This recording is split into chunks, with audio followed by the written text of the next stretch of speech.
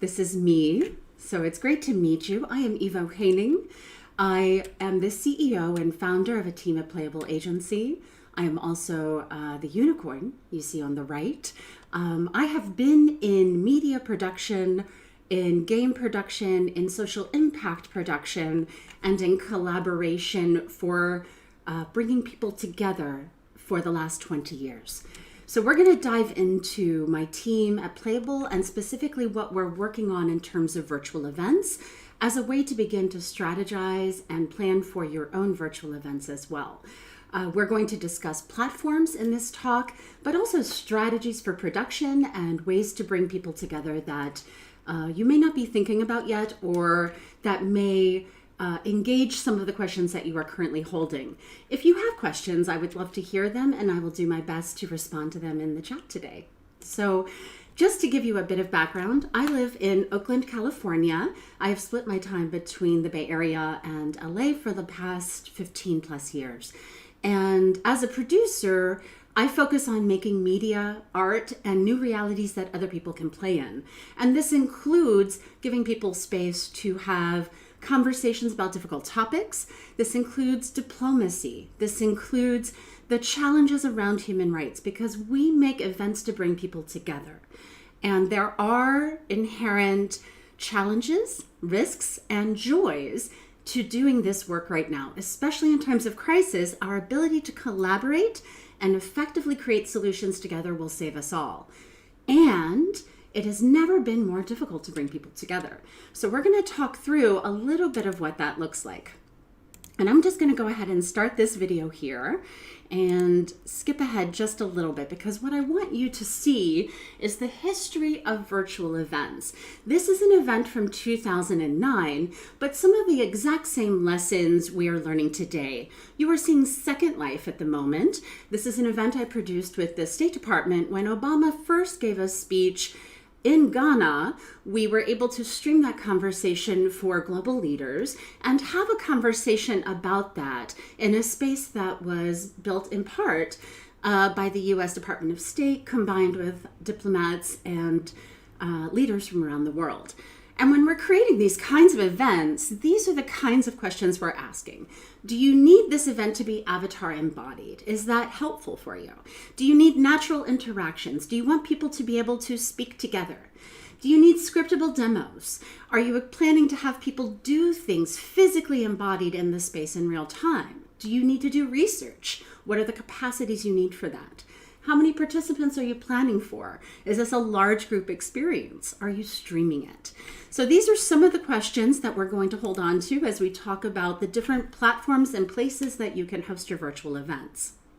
So this shot was taken yesterday with Chris Colo, one of our fearless leaders here at VRARGS, in the Star Trek Lounge, which was one of our social spaces in Mozilla Hubs. So whether you're looking at using an open web platform like Mozilla Hubs, which goes between VR and also mobile, or if you're looking at a mobile-first augmented reality delivery, such as this Pride March last year, where augmented reality characters were employed throughout the city, both VR, AR, and also now XR are being used in interesting ways to engage new audiences to do things together. So I'm going to show you a little bit of what we're working on. And to do that, I also want you to be able to see what we're working on. So I'm going to go ahead and show you a sneak preview right now. Our team is also currently developing a wide mix of virtual events. And that includes VR event deliveries like conferences. And this also includes augmented reality and ARG deliveries that may be involved with locations in the city. In this case, we're building out a Drive-Thru Pride. Drive-Thru Pride being an augmented reality art show that engages some of the same aspects of a parade, but turning the everyday participants, their pod, their family, their carload, into the stars of the show, into the stars of a stream that is augmented all around them. So when we look at events like this, where there might be a complex mix of platforms and deliveries, combined with an audience that may not have a VR headset or even a mobile handset heady, we're trying to figure out exactly how do we begin to design the kinds of interactions that are meaningful for people. With Pride, this is a bit of what that looks like. A drive-through experience, community engagement, getting people to use augmented reality art tools, but also spotlighting the art of the community and encouraging everyone to get in on it. And there's lots of different ways to do that. So we've been testing, for example, platforms like Spatial. In Spatial, you can upload a photo of an avatar, upload a photo of yourself and make an avatar in just a minute. So this is what that process looks like with my friend Jaguart, who is looking to curate with us for Pride. We are testing right now over 20 different platforms. Some of the ones that we are currently using, you'll see on the right side here, Spatial.io, Mozilla Hubs. We're going to look at how we're using some of these platforms, everything from raves in Fortnite and Animal Crossing, in Minecraft even, to being able to do complex meetings or collaboration in tools like VR Chat or Engage VR. So this is me in Spatial. This would have been a couple of weeks ago as we were testing.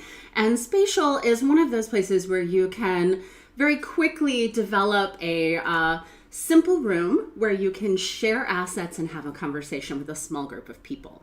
Now, to give you an example, this is a very different type of social VR space. I am also the avatar in green there, and this is from Second Life in 2006.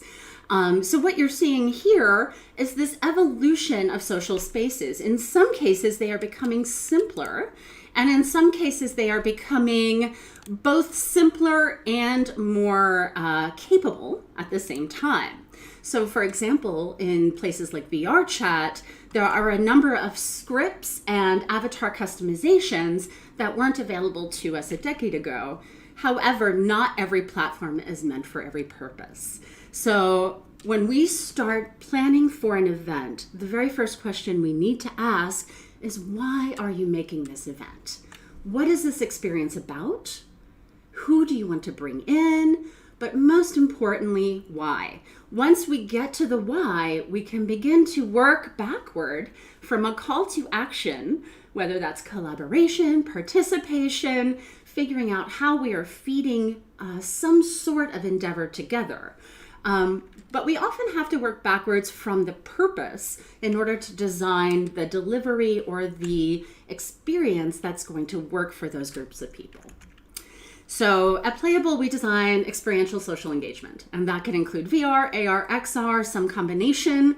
It can include physical interactions, immersive experiences, and we design for meaningful and collaborative engagement. And that takes all forms. That is nonprofit fundraisers, educational projects, live streams that engage the audience in playful ways, especially because we believe in joy and we believe that play is one of the ways that we do solve these challenges together. So in creating immersive experiences in this time, we have to focus on safer interactions. And safer interactions mean different things to different people. So I just want to dive into this just a little bit, because figuring out how to inspire your audience and doing so in a way that doesn't put them at risk is vital at this stage. So there's a handful of ways you can begin to construct your experience that handle both privacy considerations, that handle age considerations, for example, young people collaborating with adults. There are a number of things that you may need to pull apart about your event or experience in order for it to work for a safe digital engagement. And safer interactions at the end of the day for us mean that we need to design differently. So that includes thinking about having no crowds at a parade, for example, for Pride.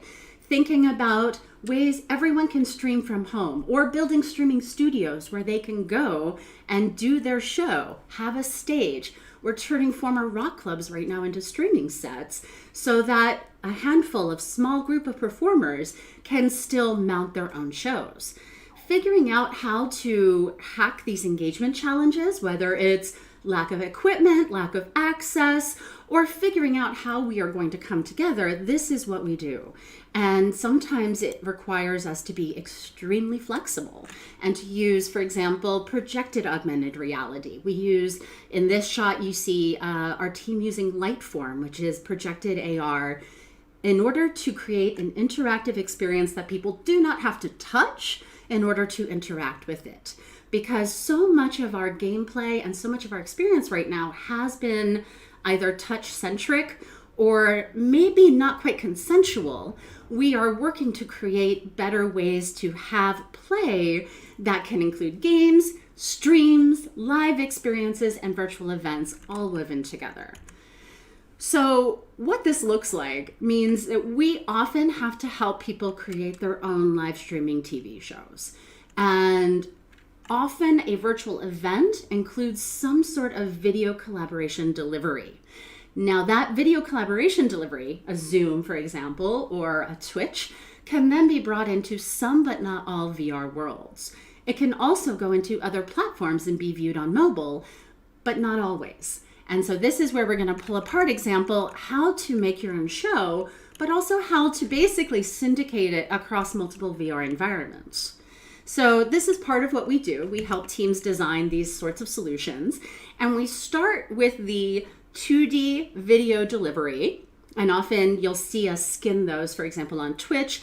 Those are created to be more like a TV show with interactions, with games, different types of chat or prizes. Fundraisers can be built in, that sort of thing. So we take a 2D video delivery or a video collaboration delivery, and then it's often integrated across one or more VR worlds. And that might include both VR and AR or VR and XR, for example, using spatial I/O.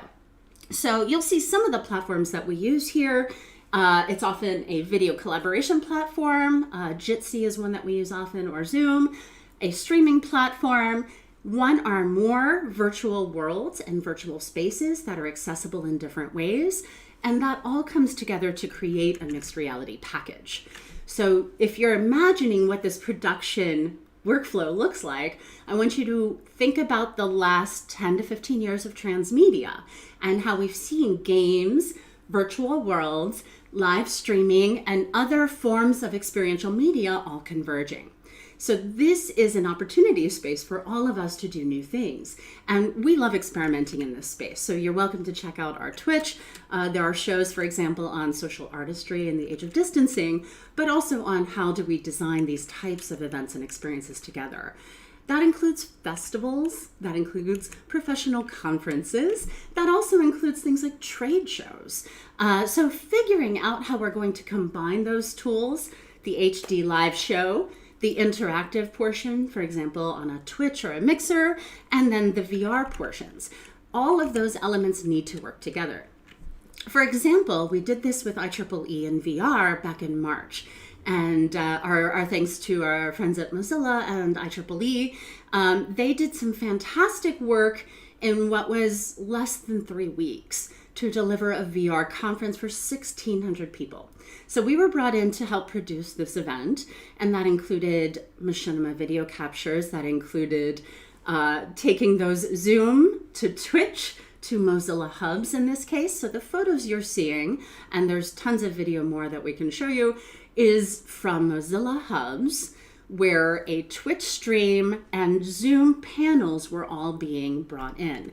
Now, IEEE and VR involved over 100 virtual rooms and many different panels, much like what we're doing here in Hop In with VR ARA. So we're going to talk a little bit about platform choices now. And that's where, if you have questions, I want you to go ahead and stick them in the chat. I'm going to do my best to respond to those questions as much as I can, but I also want you to feel like you can get your questions answered by each other along the way. So as we're talking here, I want you to be able to see, this is Mozilla Hubs, as I was just speaking about with IEEE.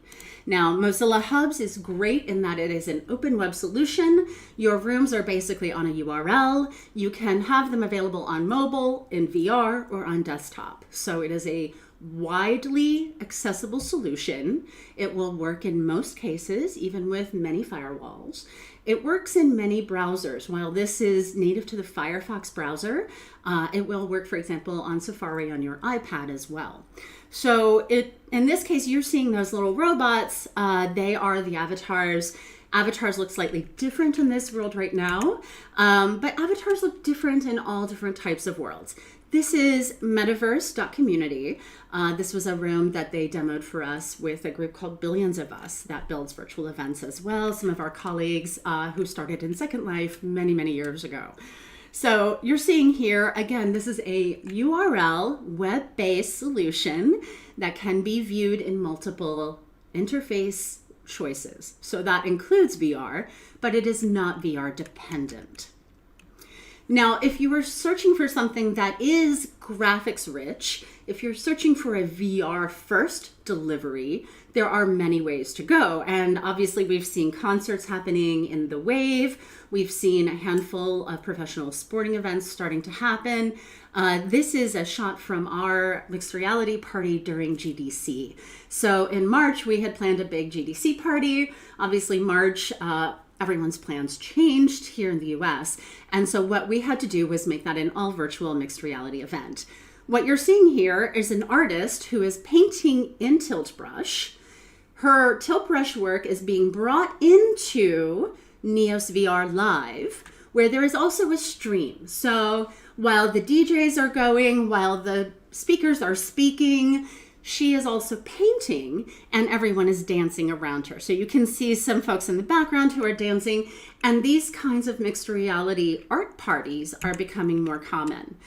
They're also being done in education. This is in Rumi, but we're going to talk about a handful of platforms that you can use for education. Mozilla Hubs being one, Rumi being a fantastic way if you need to, for instance, talk through a project, if you want to do some project-based learning with your classroom. Rumi is a fantastic place for small groups to do educational deliveries. Engage VR. This is a VR first solution that does include desktop ways to engage. So again, Engage, much like a higher resolution version of Mozilla Hubs, offers a beautiful way to have a simulated environment. Now, Engage has been used for a number of different events as well as for recorded demos and sessions. So what you're seeing here, there are tiny people here in the caves, and that's actually a recording of a previous session that they can then go through together. So for simulations, you can have a widely differing background, obviously. You can be on the moon, you can be wherever you want. For events, you can also be on the moon. So this is an Engage education event where they were on this moon base for the conference. And this is the HTC event, and specifically teams like HTC have been using Engage for their corporate conferences. So we are seeing both Mozilla Hubs and Engage being used for groups up to 1,500, 2,000 people. There are a handful of other platforms that do work for these larger numbers. However, most servers are going to limit you to something under 250 people. So you are basically repeating instances over and over again.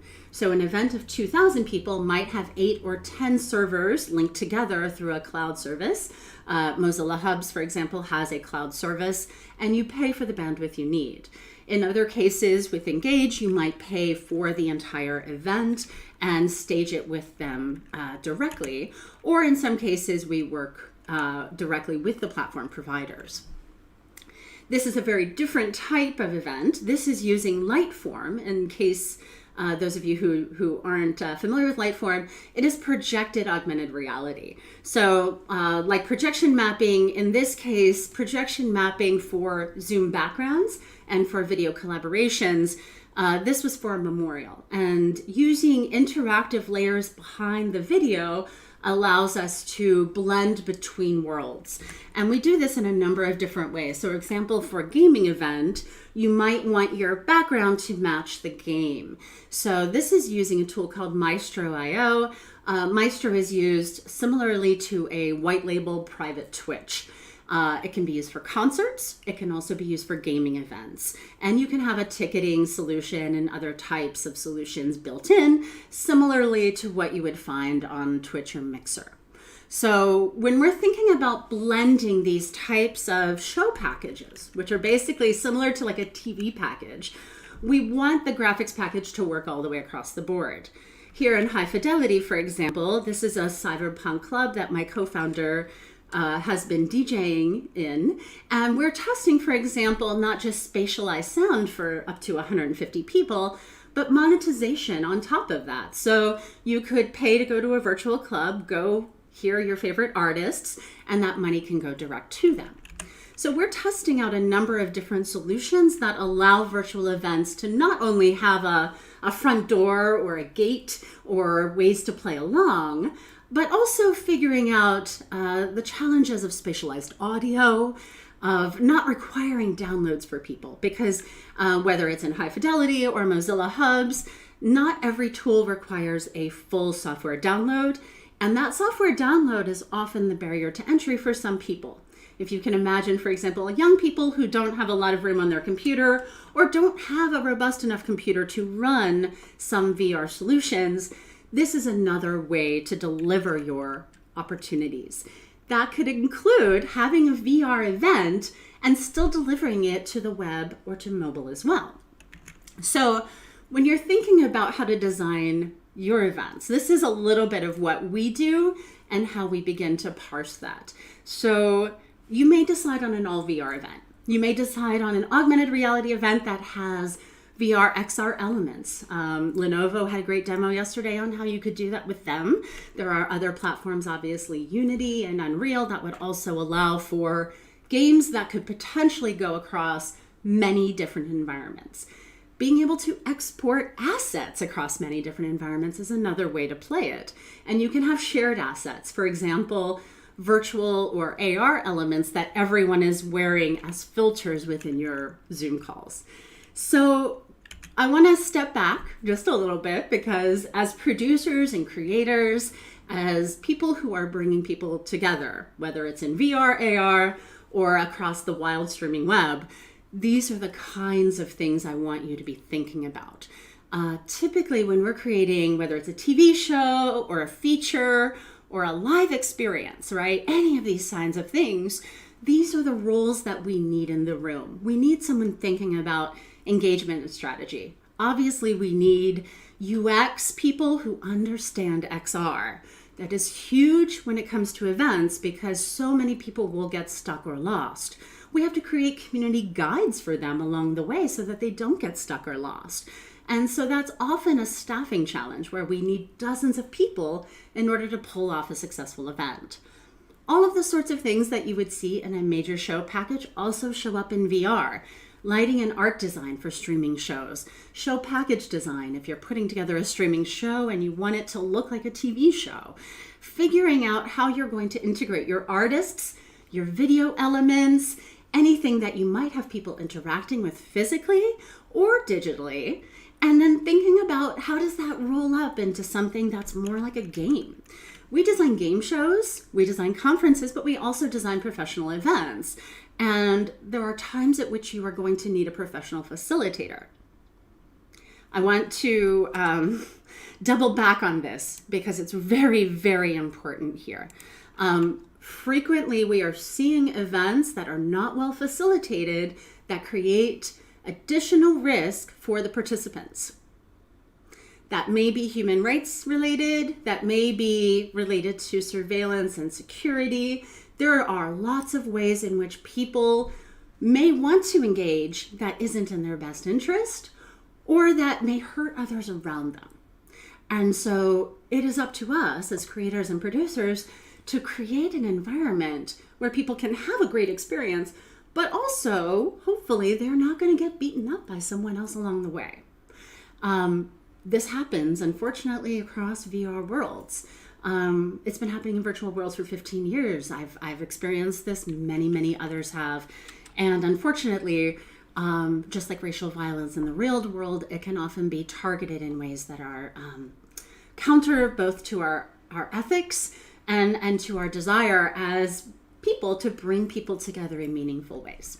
So I only say this because you may find that you need more facilitation than you have on board. And if you do, it's okay to ask for help. People are still being trained in this.